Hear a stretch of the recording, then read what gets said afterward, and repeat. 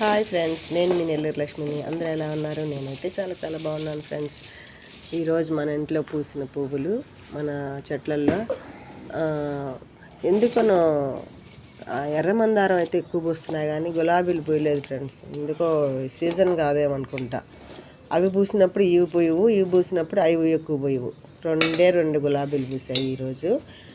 ఇంకా మందారాలు మాత్రం వైట్ కానీ రెడ్ కానీ అవి బాగా పూసాయి. ముద్దగా ఉండేవి అయితే రెండే పూసాయి. అవి ఇంకా విచ్చుకోలేదన్నమాట. నేను ఉదయాన్నే వెళ్తాను కదా కిందకి, చీకటితో లేసి 6 గంటలకి అలా, ఇంకా విచ్చుకోలేదు. అందులో రాత్రి వర్షం పడింది కదా, అందుకని ఈరోజైతే మన చెట్లలో పూసిన ఎన్ని రకాల పూలు నేను అన్నీ వేరుగా చేసి పెడుతున్నాను ఫ్రెండ్స్. మీరు చూడండి ఎన్ని రకాలు, నాకు కమెంట్ చేయండి ఫ్రెండ్స్. ఎన్ని రకాలు పూసాయి ఏంటి, ఏమేమి పూలు చూడండి.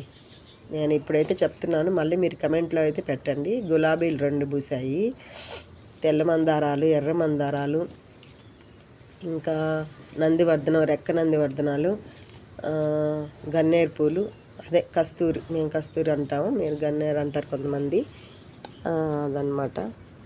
ఇంకేం పూసాయి అంతే.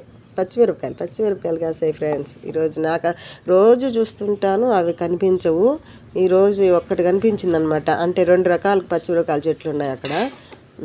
ఒకటి పెద్ద కాయలు కాస్తాయి, అవి అయితే 2 కాయలు కాస్తాయి. ఆ కాయ కనిపించింది, ఓహో పచ్చిమిరపకాయలు ఉన్నట్లున్నాయని. ఇంకా అప్పుడు చూసే. మామూలుగా రోజు అయితే పూలు కోసుకొని వచ్చేస్తుంటాను. ఈరోజు పచ్చిమిరపకాయలు బాగానే కాస్తాయి చూడండి.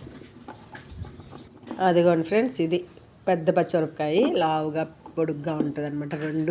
రెండో మూడో కాసాయి, కాకపోతే కనిపిస్తున్నాయి అవి పెద్ద మిరపకాయలాగా. ఓహో మిరపకాయలు ఉన్నట్టున్నాయి కదా అనేసి నేను ఇంకా పక్కనుండే చెట్టుకు కూడా చూశాను. బాగా చాలా ఉన్నాయి, గుత్తుగా సన్నగా ఉంటాయి అవి. అయితే బాగా కారం ఉంటాయి ఈ లావు పచ్చిమిరపకాయల కన్నా కూడా. చూడండి దాసాని ఎంత బాగుందో కదా.